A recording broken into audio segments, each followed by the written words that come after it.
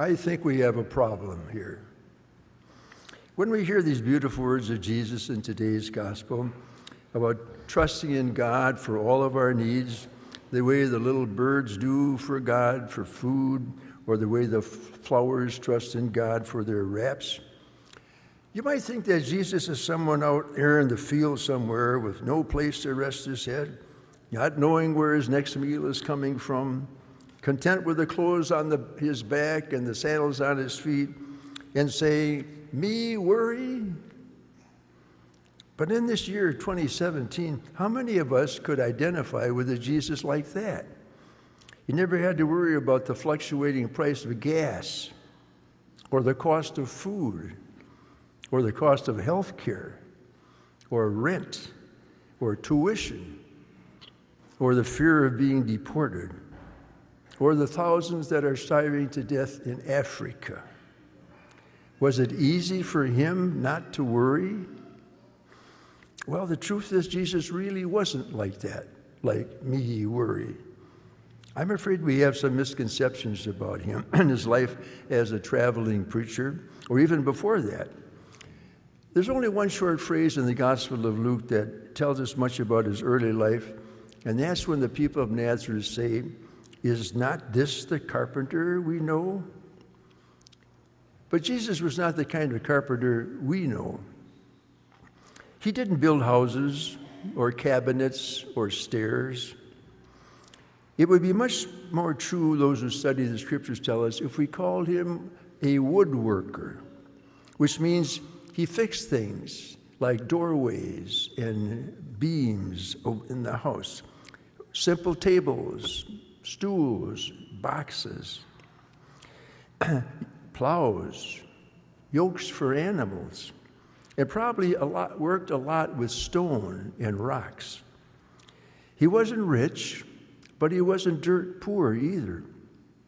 Maybe in the lower middle class of his time, who had at least enough to take care of themselves from what they could grow in their gardens and what they could get from their work. He was probably the only woodworker there in Nazareth, a small village of a few hundred people at most, we're told, and had enough job security to take care of himself, his mother, and some of his relatives. It was when he decided to be a disciple of John the Baptist and then later to go on as a traveling preacher and leave the relatively secure life of a woodworker that he had to trust more in God than in his own work. He may have had some money of his own, and probably those fishermen he called to be his first apostles had some savings they could draw on. The gospel tells us that there were a group of women of some resources who used those to take care of the apostles and Jesus. So they didn't have to depend on local food banks. What was he really talking about then today in today's gospel? He was basically saying, check your priorities. Check your priorities. Check where you're putting your energies, your concerns, your worries, your time. What's keeping you up at night? What makes you get up in the morning? What ties your stomach in knots? Or what's making you anxious or exhilaratingly happy? And most of all, are your anxieties changing anything? Has all this worry got you any place? I think what's most important, what Jesus is saying is, where is your faith in God as a father who takes care of not only the birds and the wildflowers, but especially about you and me, God's sons and daughters, whom he loves more than a mother could love her infant? About 3 years ago in the city in northwestern Spain, a man named Manuel Gonzalez, who sells lottery tickets for a living, found an old lottery ticket from June 2012 when he was cleaning out a lost property box. Somebody must have dropped it on his shelf there, his counter. He was going to throw it away, but then he thought, I better check it out first. Manuel did, and he found that the prize for that year had not been claimed by anyone. So he looked at the ticket. Number 10, checked. Number 17, checked. Number 24, checked. Number 37, checked. Now he's getting excited. There were only 2 more numbers. 40, checked. 43, checked. He had the winning lottery ticket. He was so excited he had to sit down. And then he thought, maybe I better count them again. He checked them again, and they checked out again. He had the unclaimed winning ticket worth 4.7 million euros, which is about $6.3 million. Oh my God, he thought. So what did he do? He turned in the winning ticket to the city authorities, who have been searching for its rightful owner. He told his local newspaper he never considered claiming the prize. He said, I wouldn't be able to sleep. He'll be entitled to claim the prize money if no rightful owner steps forward. Manuel said, we're still in a phase where it's all just been made public, so really what will be, will be. We have a phrase, he said, it's God's will. I've done a web search during this last week to find out if anybody, this was 3 years ago, if anybody had come forward to claim the prize. There were some who turned out to be fake, or whether Manuel kept it, and I haven't been able to learn. But either way, what would you have done? In our mind, do we think that a winning lottery ticket will solve all of our problems? Would more money save the problems in our life? There's nothing like the hope of a lot of money to test our priorities. Are our priorities right as the gospel advises? Jesus said we can't serve both God and money, but he acknowledged that we need them both.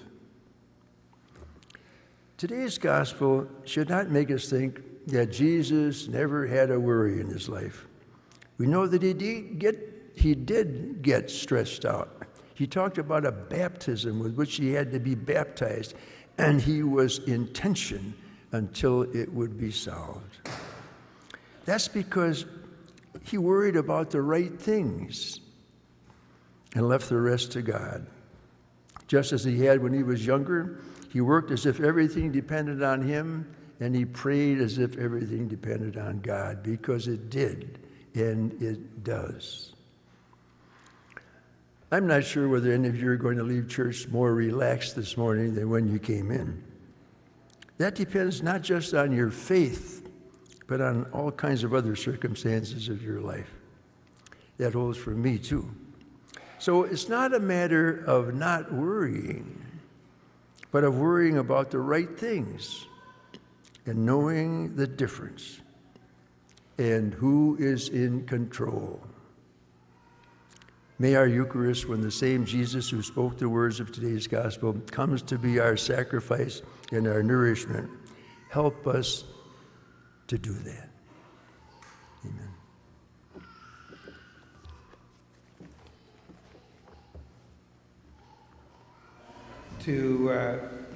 Don't give up chocolate for Lent, but choose to make this the best Lent ever. Matthew Kelly is a writer, a spiritual Catholic writer, who created a program called Dynamic Catholic. He has a short invitation here. Hi, I'm Matthew Kelly, and on behalf of everyone here at Dynamic Catholic, I want to invite you to join us for our Best Lent Ever program this year. Do not give up chocolate for Lent this year. Let's do something incredible. Let's do something different. Let's do something creative. Think about it. When was the last time you had a really memorable Lent? Can you look back and say, oh, in 1984 and in 2001 or in 1997? When's the last time you had a truly memorable Lent? This year, let's make a great journey together. What is the Best Lent Ever program? Every day, we'll send you an email for 40 days during Lent with a short video and some other great inspirational content to help you have the best Lent of your life. So join us for the Best Lent Ever program. Don't give up chocolate this Lent. Let's do something incredible together. And remember, be bold, be Catholic. to intentionally make some decisions this week. This is one program. You can go online, bestlentever.com, and sign up for that, and that'll come into your email box every day. Something to think about, and know that you're not alone. This is happening throughout the world, and people all over the world joining together in prayer and intentionality to make this the best Lent ever. There's a lot of different programs and processes that we have here. Of course, just coming to Mass each day, coming to Mass on Sunday. Do what you can. Someone told me last night they're just taking 10 minutes of silence, and maybe just that will be life-changing. Let's make this the best Lent ever. God bless you.